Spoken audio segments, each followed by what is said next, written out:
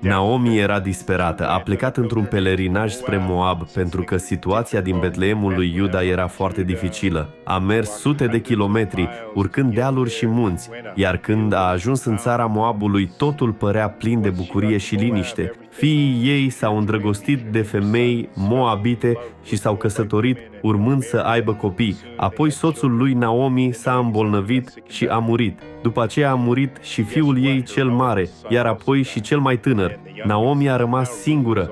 Atunci a hotărât să se întoarcă în Iuda, iar ambele nurori au mers cu ea. În Rut, capitolul 1, versetul 8, scrie astfel: Naomi a zis atunci celor două nurori ale ei: duceți-vă și întoarceți-vă fiecare la casa mamei ei. Domnul să se îndure de voi, cum v-ați îndurat și voi de cei ce au murit și de mine. Ea a vorbit, dar femeile nu voiau să se întoarcă. În vremea disperării, doar Rut a rămas. Cealaltă noră, Orpa, și-a sărutat soacra de rămas bun și s-a întors în țara ei. Așa s-a întâmplat. Și Dumnezeu le-a dat biruință așa cum este gata să-ți o dea și ție. Doamne, privește credincioșia acestei persoane față de Tine. Unge-o acum ca să poată alunga singură răul din viața ei.